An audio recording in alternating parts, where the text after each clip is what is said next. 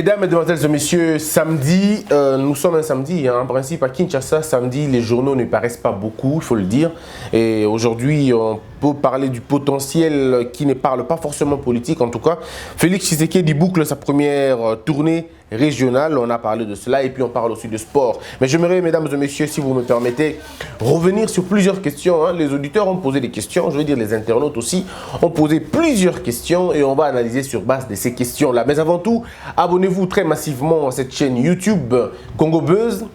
Pourquoi pas Elite Télévision aussi, faites le deux, hein. Congo Buzz, Elite Télévision. Allez-y, dans Elite Télévision, vous risquez de ne pas trouver des vidéos parce que nous avons tout supprimé pour refaire de nouvelles vidéos et donner une nouvelle image. Je peux déjà dire aux Congolais qui vivent à l'étranger, si vous êtes à Kinshasa et que ça vous intéresse de participer à nos émissions, une émission qu'on appelle Allo Diaspora et une autre émission qu'on appelle Entretien. Dans l'entretien, nous discutons avec vous. Aussi, Allo Diaspora, on discute aussi. La seule différence, c'est que dans Allo Diaspora, nous ne parlons que de choses que vous faites à l'étranger. Qu'est-ce que vous faites à l'étranger? Comment évolue le Congolais là-bas? Est-ce que vous avez une personnalité convenable? Est-ce que vous êtes à l'aise? Excepté la question des nationalités. Mais comment vous vivez? Est-ce que vous êtes plus fort que les autres communautés? Est-ce que l'on peut dire aujourd'hui que le Congolais, je veux dire, dresse son front? Est-ce qu'on peut dire que le Congolais travaille? Et j'ai toujours une question que j'aimerais savoir. Ça veut dire quoi quand on dit caillou? Caillou veut dire quoi exactement? On dit Abeti Libanga, oui, mais ça veut dire quoi dans le concret? Le caillou veut dire quoi? C'est réglementé comment? Nakobeta caillou, oui, mais c'est quoi? C'est le petit boulot, le petit job qu'on ne peut pas dire. C'est quoi le caillou quand on parle de caillou? Et c'est quoi votre réglementation d'heure? J'aimerais bien qu'on discute avec un Congolais sur la question.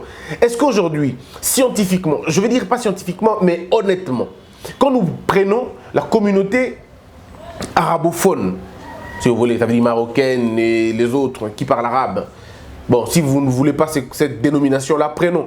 Est-ce que vous pensez que la communauté marocaine là-bas, la communauté ivoirienne, la communauté maghrébienne dans son ensemble, la communauté chinoise, la communauté, je vais dire, bon, bref, mettons la communauté asiatique dans son ensemble, la communauté africaine aussi dans son ensemble, est-ce que vous pensez que les deux communautés ont les mêmes forces? Si oui, vous pouvez expliquer. Sinon, pourquoi n'en avons-nous pas les mêmes forces? Est-ce que c'est par rapport à la pénétration là-bas? Est-ce que c'est par rapport à au poids de nos continents? Est-ce que c'est par rapport au poids de nos propres politiques? Qu'est-ce qui se passe au juste? Quelqu'un m'a fait comprendre que même Château Rouge, ce n'est plus une question de Congolais maintenant. On retrouve beaucoup plus les autres. On retrouve beaucoup plus les Ndingari, comme on les appelle chez nous, les Westaf et tout. Est-ce vrai? Ou c'est simplement des questions que l'on peut connaître? Quelles sont les activités auxquelles les Congolais se donnent le plus? C'est pourquoi je voudrais bien qu'on discute avec vous profondément sur la question. Comment voyez-vous la communauté ivoirienne, la communauté tchadienne, la communauté angolaise par rapport à la communauté congolaise? Laquelle communauté a beaucoup plus d'élite? Mesdames et messieurs, le Congo de demain n'aura pas besoin que de contestateurs. Le Congo de demain aura besoin de têtes. Être en Europe, c'est bien, mais travailler, c'est mieux. Étudier, c'est encore un avantage important. C'est ce que j'aimerais dire aux Congolais qui vivent à l'étranger là-bas. Est-ce que vos enfants, vous préparez une relève? Parce que vos enfants ne resteront pas éternellement aux États-Unis. Ils ne resteront pas éternellement en Afrique, pardon, en Europe. Essayons de discuter sur des vraies questions. Est-ce qu'aujourd'hui, on peut nous dire le chiffre exact des intellectuels qui se trouvent en France? Des Congolais qui vivent en France. Sont-ils allés pour étudier ou sont-ils allés pour jouer? C'est ce que nous pouvons réfléchir profondément sur la question. Et aussi, dans la question Allo Diaspora, cette émission-là traitera exactement sur le quotidien des étrangers, des Congolais qui vivent à l'étranger. Par exemple, combien de Congolais excellent dans le domaine intellectuel?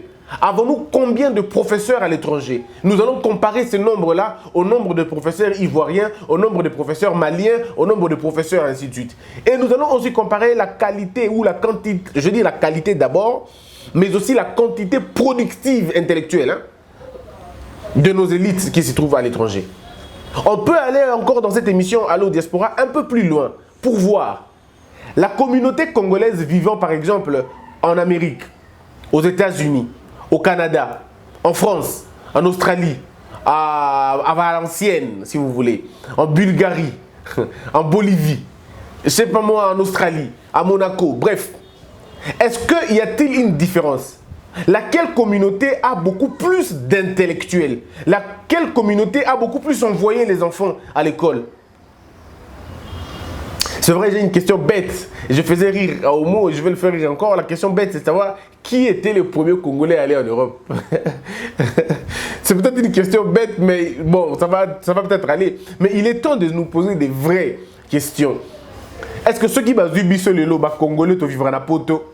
Na ba malien ba vivra na poto. Bon, assure que to l'équipe bango na boanya, na mayele, na bateau batangi. Bon, ceux qui te l'équipe bango na bateau batangi. Boni mayele wana ils ont profité na bisoté. Motuna ya liboso. Pe motuna ya mibale ya liboé. Est-ce que na makambo etali misolo, na makambo etali ba commerce. Est-ce que biso to l'équipe bango? Ceux qui bango ba l'équipe biso, bon ba l'équipe biso pour na nini? Pour na nini biso to l'équipe bango te. Un peu motuna ya misato ya liboé.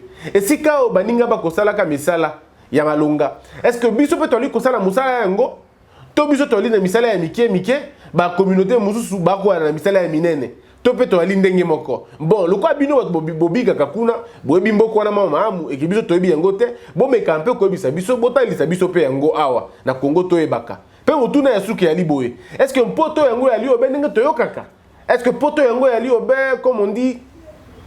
Est-ce que poto yango ya libe osoko komi moko makambo nyoso maamu allocation familiale ya li makambo tu maamu makambo mabe ya kakuna te mpo bana na bino awa na Kisasa bon ngai te mpo ngai na lotaka yango te mais bana misusu balia na Kisasa bomo ina bango mobimba bakolela quand même ba jeune bakolia te mpo balingi ba yobe na mpoto nsika bino bo bisa biso esolo soki poto yango ya libe eli na mutu yo obe oana po kotala bato bakomataka babwato pe bakende kokufaka na banjela mai bakomela mai pe bakufi na komito na mutu na moko tina na yango ya linini.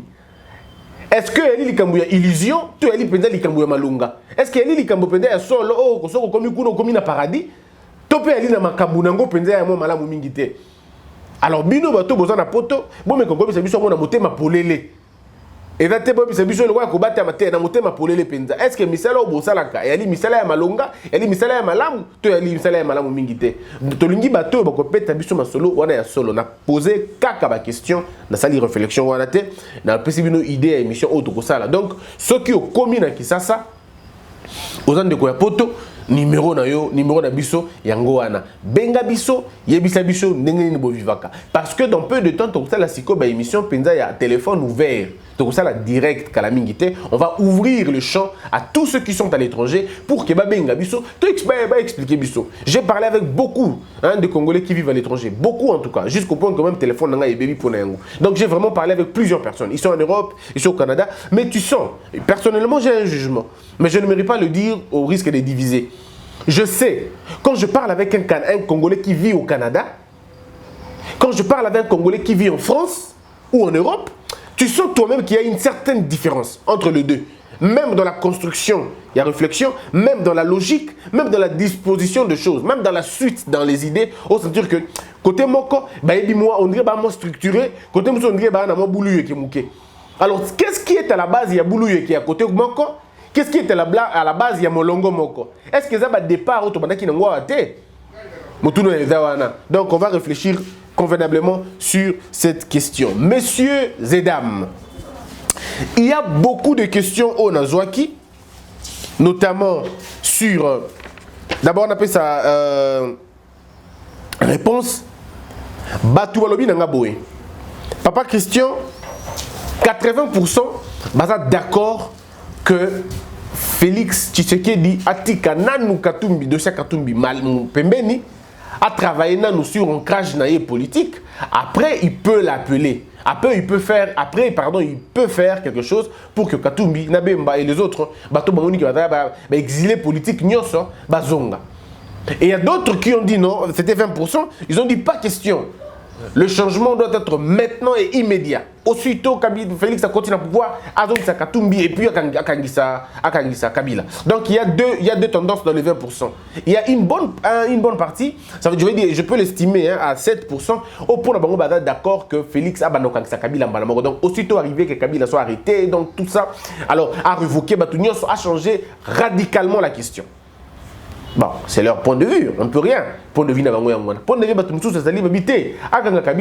mais aussi longtemps que Kabila est à l'aise dans notre pays, Katumbi est à l'aise dans le pays. Donc Katumbi est à Zonga et que M. Félix a assuré un rôle de président de la République à s'assumer. Très bien, c'est aussi un point de vue. Mais un grand nombre de gens, non, non, il ne faut pas que le changement est à la brutale. Malembe, jusqu'à ce que... Alors, votre point de vue, ça continue. Hein, le sondage est en train de continuer. On est à 80% maintenant. Peut-être que les choses peuvent monter un peu. Jusque-là, je peux estimer Nayango na 89 personnes au bandima qui répondent à la question. Badalagi favorable na position que Félix a dit avant Benga, c'était une histoire de 88 ou 89, il y a Batou, hein, message. Et puis il y a une histoire de 19 ou 22 personnes au CP là qui que Félix, d'accord que Félix a son Katumbi, mais dans ça, il y a 13 personnes ou 14 personnes qui sont d'accord que guerre et Salema. Ça veut dire que Félix s'affranchisse totalement de ce pouvoir et qu'il détermine sa politique. Bon, vous pouvez continuer, hein? Le numéro est là, donnez-nous ce que vous voulez. Mais moi, j'aimerais dire aux Congolais une seule chose. Dans la deuxième partie, je pourrais expliquer ma concept wana.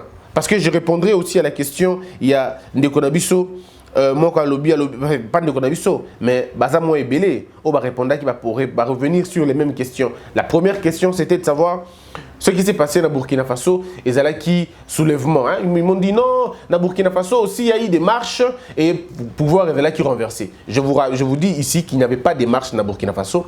Ce n'était pas une marche. Dans Burkina Faso, c'était une insurrection. C'était une insurrection. À la limite, si vous voulez, c'était un soulèvement assez rigide. Il y avait des chancelleries à l'extérieur qui étaient déjà mouvementées et que M. Kamparou ne pouvait plus résister. Il y avait les appels intempestifs de beaucoup d'autres pays qui faisaient la pression de M. Blaise Compaoré à tirer à pouvoir. Et le peuple qui s'est mis dans la rue, pas en train de clamer, oh non, non, c'était vraiment en train de demander le départ. Et c'était un départ progressif dans la mesure où ce soulèvement s'est accompagné de beaucoup de troubles. Vous vous rappelez qu'il y a eu des morts. Donc ce n'était plus une marche pacifique. Il y avait des morts. Et au-delà de morts, il y a eu le Parlement qui a pris feu. C'est-à-dire, Zikissa Parlement, Tumba Parlement et député Belé Kimaki. Donc devant cette pression à l'interne comme à l'externe, M. Kamparou ne pouvait pas. Donc, il y a qui marchetait. La question que j'avais posée aux Congolais, à moins qu'il y en ait besoin de la question, mais il y a qui, est-ce que marche Moko et essayer de faire tomber président Moko de la République? La réponse est non. Dans notre histoire politique, en Afrique, aucune marche pacifique n'a fait partir un pouvoir. Ça n'existe pas. Mais maintenant, scientifiquement, il faut te faire comprendre Bandeko. C'est quoi une insurrection? Parce que tout ça, peut-être profondeur. Il y a une grande différence entre une marche pacifique, une marche de protestation, une insurrection, une rébellion, une guerre, un putsch, et puis un coup d'État, une rébellion, pardon, une révolution. Je pourrais expliquer cela maintenant et je reviendrai peut-être dans la logique Moussous après. Ou je pourrais prendre ça, je le remets dans la deuxième partie pour que tu continues. Mais retenez d'abord, mesdames et messieurs, qu'il y a une très grande différence. Un coup d'État, c'est un coup d'État, ce n'est pas un putsch. Un putsch est un putsch, ce n'est pas un coup d'État. Il faudrait comprendre cela comme ça. Ces choses, c'est vrai. Et donc, tu as son manque, la frustration, mais démarche comme qu'on différencier ma solo.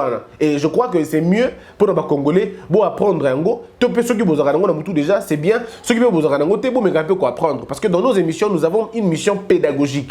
Cette mission, c'est celle de vous faire comprendre certains éléments. Faire comprendre à l'auditoire qui ne connaît pas. Parce que dans Bateau Bazo Landabiso, il y en a qui connaissent mieux que nous, il y en a qui connaissent moins que nous, et puis il y en a qui connaissent comme nous. Nabato Baby, le numéro est là, appelez-nous, dites-nous ce que vous pensez. Là où il y a eu des petites erreurs, on va corriger. Nabato Toyebi, c'est comme ça que l'on fait dans une république et surtout dans une logique pédagogique. Personne n'a le monopole de la connaissance. Moutaza n'a le monopole de la connaissance, Azate. Nous connaissons tous les choses peut-être dans un angle différent. Il y a un photo Kabolaka pour que tout avance. Donc moi, je n'ai pas la prétention de tout connaître, mais j'ai la prétention, il y a Bolingo dans un partager Nabino. Donc voilà un peu ce qu'on allait dire. Il y a encore une autre question qui est revenue sur la question. Il y a F. Bazaïba. Je ne sais pas pourquoi ça revient toujours. Je ne sais pas pourquoi ça revient toujours. Il est très important qu'il y ait de contrepoids dans une république. Et nous avons besoin d'une opposition forte, d'une opposition sérieuse, d'une opposition radicale s'il faut. Mais je veux dire la radicalité, si vous voulez comme ça, il y a opposition, il faut la base, la science. Le bien-être du Congolais. On ne doit pas s'opposer aux individus parce qu'on ne les aime pas, mais nous devons nous opposer à leur manière de faire les choses. Et pour s'opposer à la manière de faire de quelqu'un, il faut le voir faire d'abord. Si quelqu'un ne fait pas encore, comment tu vas t'opposer à quelqu'un qui n'a même pas encore fait? C'est comme quelqu'un qui proteste un bébé. Il vient de naître, il n'a pas péché, il ne connaît absolument rien. Comment tu pourras protester la venue même d'un bébé? Il faudrait à un moment donné, protester sur base des faits. Nous avons protester. Et nous ici dans notre émission, Boyebi, n'est-ce pas, quand Félix fait une erreur, on le dit qu'il a fait une erreur. J'étais le premier à dire qu'il a beaucoup d'erreurs de communication depuis qu'il y a Bandi. J'étais le premier à le dire, hein, Toloba Kiango. Et quand Fayulu commet d'erreurs, je le dis aussi. C'est vrai que quand ça tombe dans les oreilles des fanatiques, oui, je comprends que ça énerve. Parce que les gens n'aiment pas qu'on touche Nabatou Nabango. Or, moi, je n'ai aucune personne sur moi. Derrière moi, il n'y a personne. Devant moi, il n'y a personne. Derrière moi, c'est la science. Devant moi, c'est la vérité. Et je ne parlerai que de la vérité et de la science. La petite science que je connais et la petite vérité que je peux défendre. Donc, je crois que c'est très important pour Nabiso de comprendre. Madame Bazaïba a coquille cause la gouverneure Yambo Kanabiso. Le problème est dans le niveau de contestation. Tu vas comparer Al Gore, l'histoire d'Al Gore na Bush. Non, les républicains, les démocrates, la guerre qui s'est passée là-bas, les démocrates n'avaient pas contesté devant les cours et tribunaux. Élection, il y a Bush. Il y a Bush. Takakiango, Penza la justice, c'était des protestations comme toujours, des petites protestations en tout cas, mais qui n'étaient pas de grande envergure parce que les écarts, il y avait qui m'a cassé mingité. Alors, grande envergure, contestation à envergure, il y avait qui mingité. Et vous n'avez jamais entendu un gouverneur ou un candidat gouverneur aux États-Unis à Benga, Bush par exemple, au président nommé, on l'a nommé par telle personne, Toba Noma qui est une administration en Kala, c'était pas comme ça. C'était des contestations intellectuelles, c'était des contestations, je vais dire, républicaines, et que tant qu'on va continuer la gestion, on va travailler normalement. Ce qui est différent, on va lobby, on va travailler na Félix T. Corporation, on va lobby, on va bâton dans les roues, jusqu'à ce que l'investisseur va y aller. Ça, c'est la position, il y a corporation, moro quelconque. Mais là, on ne suit pas ça parce que ce n'est pas le plus important. Le plus important, c'est que le Congo aille de l'avant. Et pour que le Congo ait de l'Iboso, il faut que Nabomoko. Nabomoko, même na boyo qualité. Mais deux quand même Nabomoko. Les gens peuvent dire, mais comment vous pouvez vous entendre tout en vous divisant? On appelle ça l'unité dans la division. Et puis on appelle ça encore en français la contradiction, on appelle ça la convergence dans la contradiction. Ça veut dire que nous ne nous entendons pas sur le même point, mais nous avons un dénominateur commun, c'est le bien-être du peuple congolais. Si c'est l'opposition qui amène le bien-être, d'accord, on est d'accord. Si c'est l'opposition qui amène, si c'est la majorité qui amène, on est d'accord. Voilà, je crois ce que je pourrais répondre c'est pour dire aux Congolais que nous sommes unis par le sort. Une autre question est là qui est autour. Il y a M. Zoé Kabila. Des gens m'ont dit non, Christian Zoé Kabila n'a pas le droit de postuler na Tanganyika. Pourquoi il postule seulement là-bas? Mais maman, papa, c'est la loi qui vous le dit. Ou nous voulons suivre la loi ou nous ne voulons pas la suivre. Le problème, c'est qu'aujourd'hui, quand ça ne nous plaît pas, on ne suit pas la loi. Quand ça nous plaît, on s'accroche à la loi. Et ça, vous avez ça et dans l'opposition et dans la majorité. Tout le monde. Quand tu penses que tu es soutenu par la loi, tu la soutiens. Quand tu penses que tu n'es pas soutenu par la loi, tu ne la soutiens pas. Et tu commences à revenir pour dire aux gens, loi Nini, est-ce que vous respectez la loi? Mais quand cette même loi te soutient, tu es d'accord avec elle. Non, ça, ce n'est pas la logique. Ça, c'est la malhonnêteté intellectuelle. L'honnêteté intellectuelle veut que nous puissions reconnaître que légalement, M. Zoé Kabila est congolais. Légalement. Ça peut vous plaire ou pas, c'est triste ou pas, mais bon, c'est ça la vérité. Moi, je ne peux pas aujourd'hui dire des choses qui vont seulement plaire à certaines personnes. Non, je ne suis pas un populiste, je vais vous dire la vérité. Légalement, monsieur a le droit de postuler partout où il veut, selon que la Constitution lui donne la possibilité de le faire. Et il a estimé que c'était intéressant, c'était important de postuler na Tanganyika parce qu'il est député national à Otukuna. Donc, s'il veut être Moutou à la gouverneur, alors, ce qui nous communique à cause de la gouverneur, appelez vos frères et vos sœurs qui vivent là-bas. Appelez vos frères et vos sœurs qui vivent dans Tanganyika, que vos frères et vos sœurs mettent la pression aux députés provinciaux qui seront les élus. Madame m'a posé la question, mais est-ce que où il a battu campagne? Oh, madame, mais il va battre campagne où? Quand on est le gouverneur, il battra campagne à l'hémicycle. Il battra campagne devant les députés provinciaux, pas devant le peuple, parce que le peuple n'est pas son électeur. Le peuple n'est pas son électeur. Son électeur, ses électeurs sont les députés provinciaux. C'est devant eux qu'il battra campagne. Ce que je vous dis, c'est la logique, mes frères. Ça peut faire mal, mais c'est ça, malheureusement. C'est ça, la logique des choses. Donc, il faudrait qu'on arrive à comprendre ces choses-là, sinon ça va être très compliqué pour nous-mêmes. Ça ne sera pas possible. Et surtout pas logique dans notre manière de réfléchir. Alors, j'aimerais, mesdames et messieurs, faire réfléchir aux Congolais un élément important. Bon, je comprends que les journaux n'ont pas repris ça de façon claire. Permettez-moi de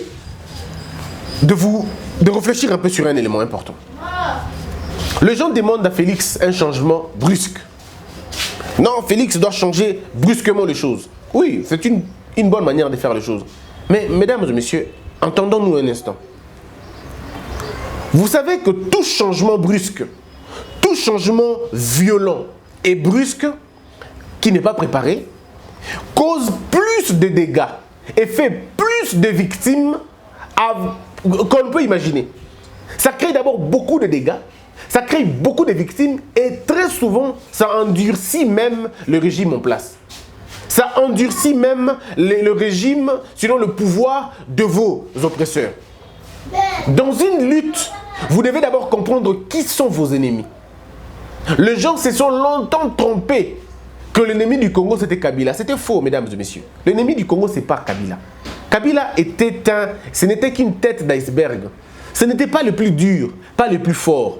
Kabila, c'était c'était l'apparence. C'était l'ombre de choses.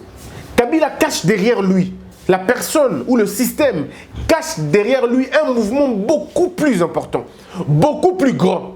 Que ce mouvement est capable de recruter n'importe qui et de soumettre dans n'importe quelle condition afin d'arriver à leur fin. C'est quoi leur fin? C'est de détruire le Congo dans son ensemble. Vous ne devez pas l'oublier. C'est de détruire le Congo dans son ensemble. Commençons par où? Commençons par la mentalité du Congolais qu'il faut détruire. Ensuite, détruire les symboles d'État. Je le dis une fois, détruire les symboles d'État, détruire les grands partis politiques de votre pays, il faut les détruire d'abord, les disqualifier, les discréditer. Il faut acheter les consciences. Il faut acheter les consciences et appauvrir les universités. Ce qu'on appelle la tuerie de la science. Il faut qu'on tue votre science. Parce que si on tue votre science, les maisons que vos architectes construiront se détruiront dans peu de temps. Il faut qu'on détruise la science. Parce que si on détruit la science, les avocats et les juges diront un très mauvais droit qui sera dans l'inadaptation avec les vécus de tous les jours. Il faut qu'on détruise la science. Parce que si on détruit la science, même la médecine sera détruite. Et vous aurez des morts. Plus de morts que de vivants dans les hôpitaux. Il faut qu'on détruise la science. Parce que si on détruit la science, l'agriculture ne sera qu'une histoire et ça sera un travail des gens qui n'ont pas étudié. Et du coup, ceux qui vont faire l'agriculture seront des personnes qui n'ont pas étudié, qui n'ont pas de qualité, qui ne sont pas intelligents, des rejetés de la société, qui vont aller faire l'agriculture. Ça ne sera plus l'apanage des intellectuels. Ça ne va plus intéresser les intellectuels parce que les intellectuels seront attirés vers le bureau, qui en réalité ne sont rien du tout, et laisser la vie de tous les jours. Et c'est comme ça, mesdames et messieurs. Nous n'avons pas été prudents. Ce processus a commencé bien longtemps et nous sommes en train de continuer avec cela. Ce grand mouvement-là, ce mouvement a changé de tête. Ce mouvement a utilisé Mobutu. Personne ne s'imaginait. Ce mouvement a utilisé Mobutu de façon bien, mais personne ne pouvait imaginer. Non, on ne pouvait pas nous imaginer. Mais ce mouvement a utilisé Mobutu. Ce même mouvement, je vous dirai lequel, le même mouvement a utilisé de façon officielle Laurent Désiré Kabila. Le même mouvement a encore eu un bon acolyte qui était Joseph Kabila. Le même mouvement continue son processus de recrutement. Continue son processus de recrutement. Jusqu'aujourd'hui, c'est un secret de polichinelle. Le processus de recrutement continue et peut-être Félix, si on n'ouvre pas l'œil et les bons, il peut être recruté. Je vous dirai comment ça se passe. Ce mouvement est fort, ce mouvement est grand, ce mouvement est vieux, ce mouvement a des moyens, ce mouvement a la force, ce mouvement a tout ce que nous n'avons pas. Ce mouvement a une unité et ce mouvement sait compter sur la famille, comme j'aime bien le dire. Ce mouvement sait compter sur la famille. Ce mouvement sait où ça fait mal. Ce mouvement a étudié l'homme congolais, il sait comment le désintégrer. Ce mouvement a appauvri le Congolais dans sa pensée. Et du coup, le Congolais, comme il n'a plus de pensée, comme il n'a plus de tête, il marche la tête en bas, les jambes en l'air. Ce mouvement sait comment le détruire convenablement. Ce mouvement a inoculé la distraction dans le peuple congolais. On nous appelle aujourd'hui beer, women, musique. L'activité principale du Congolais, c'est la distraction. La bière et la femme, ou les femmes. C'est la distraction première. On nous a amené une deuxième distraction, le sport. Même si vous n'avez jamais de coupe, même si vous n'avez jamais une grande portée, mais on vous amène quand même cela. Et du coup, les jeunes sont réduits au sport et à la musique. Et vous avez trouvé le bon mot, le sport et les loisirs. Alors qu'ailleurs, le sport et les loisirs n'est pas une activité bête. C'est une activité lucrative, une activité génératrice de recettes et une activité, un symbole de, je vais dire un symbole de souveraineté. Mais ce n'est pas le cas avec nous. Nous sommes détruits dès l'intérieur à cause de ce mouvement-là. Le plus fort, ce n'est pas Kabila. Le plus fort, c'est les lobbies, le grand mouvement que vous avez. Et ce grand mouvement, je peux le catégoriser en deux. C'est vrai que vous pouvez en savoir beaucoup plus, mais en deux. Nous avons aujourd'hui le bloc occidental qui est divisé lui aussi, selon les intérêts. Et nous avons le bloc oriental qui est du moins, je vais dire, un peu uni, parce qu'ils savent qu'eux aussi sont en train de parcourir un réveil. Ne vous en faites pas. L'Asie est en train de se réveiller. L'Asie n'est pas encore debout. Je mets quiconque à défi. L'Asie n'est pas encore debout. L'Asie est encore en train de se réveiller. Et ce réveil est profond. Pardon, je veux dire, il est bien. Il est en train d'aller. Ce réveil est en train de se confirmer. Et alors, ils savent, l'Asie a compris que nous ne pouvons pas rentrer dans le conflit parce que si nous rentrons en conflit, on va raccourcir notre temps. On va ralentir notre marche. On va ralentir notre progression. Dans l'histoire de l'humanité, l'Asie a battu le record de la progression du réveil. La progression technologique, la progression dans beaucoup de choses. Hein. Elle a prouvé cela. Mais maintenant, elle ne veut pas se diviser. Ce qui est le cas de l'Europe qui a atteint l'apogée. Au niveau de l'Occident, c'est vraiment l'apogée. Le bloc se divise maintenant. Vous entendez l'Italie accuser la France sur les mêmes intérêts. Vous entendez parfois la France accuser les États-Unis. Ce que vous ne pouvez pas entendre d'abord en Asie, là-bas. C'est vrai qu'en Asie, ce n'est pas aussi un bon élève dans la mesure où vous avez la Corée du Nord qui, quand même, à un moment donné, essaie de sortir du rang. Mais ce ne sont vraiment pas des problèmes comme c'est le cas en Europe, les deux blocs. Mais maintenant, le bloc occidental, pour ce qui concerne le Congo, travaille avec un pays, la sous-traitance. Il sous-traite le Rwanda. C'est le Rwanda aujourd'hui, la communauté Tutsi. Je veux dire ça comme ça, qui finalement vient détruire la pensée congolaise avec des gens qui sont au Congo. Je le dis, ils peuvent me tuer s'ils veulent, mais ils ne tueront jamais la vérité. Parce que je sais que ce que je dis n'est que le préambule des grands livres qui seront écrits demain.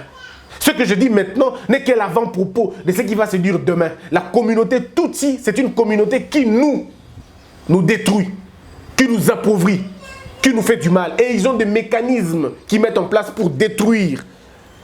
Lisez le livre d'Alain Foucault, comment construire et comment détruire un chef, un dirigeant africain. Et c'est la même logique que ces gens sont en train de faire. Ils mettent les dirigeants dans la tête de vos pays, où ils viennent les trouver en cours du chemin. Le cas de Mobutu, ce n'était pas les Tutsis qui l'ont placé. Le cas de Mobutu, c'était les Occidentaux, les Américains qui l'avaient placé. Mais Mobutu, pour s'enraciner, il avait besoin, selon les Occidentaux, de travailler avec le Rwanda. Parce qu'on lui a dit, si tu travailles avec eux, ils auront du mal à te faire du mal. Ils ne pourront pas te tuer, ils ne pourront pas t'éliminer. Mais si tu travailles avec tes propres frères, on va t'éliminer. Combien de routes Mobutu voulait construire? On lui a dit, si tu mets des routes comme ça, les assassins viendront de l'intérieur, ils arriveront rapidement à la capitale. Ne crée pas de routes, laisse les routes comme ça. Parce qu'il savait. Il ne voulait pas la circulation de l'élite congolaise, mais il voulait par contre la circulation de l'élite Tutsi et les autres, qui venaient ici. Parce que lorsque vous avez les routes, un réseau de routes fort, le tribalisme meurt. Le tribalisme est efficace. Le tribalisme peut même mourir comme ça. Parce qu'il y aura la circulation convenablement des gens. Les gens iront vivre partout où ils voudront. Et il y a un partage d'informations vraies quand il y a les routes. Lorsque les routes sont créées, les gens se déplacent facilement et les gens racontent facilement. Et il y a une sorte de mixage et une sorte de, je vais dire, comment on appelle, de cohésion collective. Alors il fallait empêcher cela. Il fallait empêcher cela. Et à l'époque, c'était beaucoup mieux parce qu'il n'y avait pas Facebook, il n'y avait pas YouTube, il n'y avait pas de réseaux sociaux, donc il n'y avait vraiment pas de dénonciation. Et ce qui a fait que les Rwandais puissent venir étudier chez nous, avoir de la bonne et la qualité de formation, qu'ils rentrent chez eux, construire là-bas et reviennent ici détruire notre système. Et les gens n'ont pas compris cela. Donc, il y avait des dossiers que M. Kabila ne pouvait pas gérer. Parce que monsieur n'était que la tête de l'iceberg. Le grand, ce n'était pas lui. Il y avait des gens derrière lui. Le grand, ce n'était pas lui. Mesdames, Mesdemoiselles et Messieurs, notre société est pillée du fond en comble. Est-ce que vous savez que tous les parcs nationaux, alors tous les parcs nationaux sont contrôlés par les étrangers? Même quand vous trouvez un directeur, mais rassurez-vous que ce n'est vraiment pas ça. Les programmes que vous entendez au ONG 2, au gouvernement ONG 2, au conservation 2, rassurez-vous, ces gens ont des agendas cachés. Il y a des exceptions dans tous les cas, mais rassurez-vous d'une seule chose, ce n'est pas par bonté des cœurs que ces gens viennent arranger nos parcs. Non, ce n'est pas par bonté des cœurs. Ces gens viennent avec un seul état d'esprit, détruire le Congolais, déposséder les Congolais de leur propre histoire. Et nous sommes en train de regarder sans rien faire. Au lieu de nous attaquer sur de grandes questions, non, nous ne sommes pas là. Les Tutsis, le Rwandais, ont trouvé un bon moyen. Le bon moyen, c'est de diviser ce peuple. Et comment on le divise? On les oppose les uns contre les autres. On va dire aux gens de Bandundu, les gens de Bandundu vont se fâcher contre le Baluba. Et on va dire aux gens de Baluba, faites attention, les gens de Bandundu ne vous aiment pas. C'est ce qu'on a dit à Kabila quand il est arrivé. On a dit à Kabila, les Équatoriens ne t'aimeront jamais. Les Luba ne t'aimeront jamais. Conséquence, regardez le niveau de l'Équateur aujourd'hui, regardez le niveau du Kasaï aujourd'hui. Regardez les deux niveaux, vous allez vous rendre compte. On a mis ça dans la tête de Kabila le père. On a mis ça dans la tête de Kabila Joseph quand il arrive. On dit les Kinois ne sont pas des bonnes personnes. Les Kinois ne sont pas des bonnes personnes. La conséquence, regardez Kinshasa comme elle est, ingouvernable. Mesdames, Mesdemoiselles et Messieurs, le problème est plus grand. Aussi longtemps que vous vous attaquerez sur les individus, vous n'avez rien compris. Si Félix Tshisekedi ose, ne serait-ce qu'un seul instant, appuyer sur le bouton rouge, on le perdra dans moins de 3 mois. On le perdra, il ne pourra même pas finir le mandat. Il y a des sensibilités qu'on ne peut pas toucher directement. La première mission, c'est d'abord connaître la zone. C'est d'abord observer, voir dans quelle profondeur nous nous trouvons. Lire la situation économique, politique de notre pays. Faire une analyse convenable sur l'adversaire. Qui est l'adversaire? Qui est l'allié de l'adversaire? Quelle force l'adversaire a? C'est seulement après ça que l'on peut comprendre. Mesdames et messieurs, je suis obligé d'arrêter parce que le temps est arrivé. Mais suivez-moi la deuxième version. Je continue là où je me suis arrêté.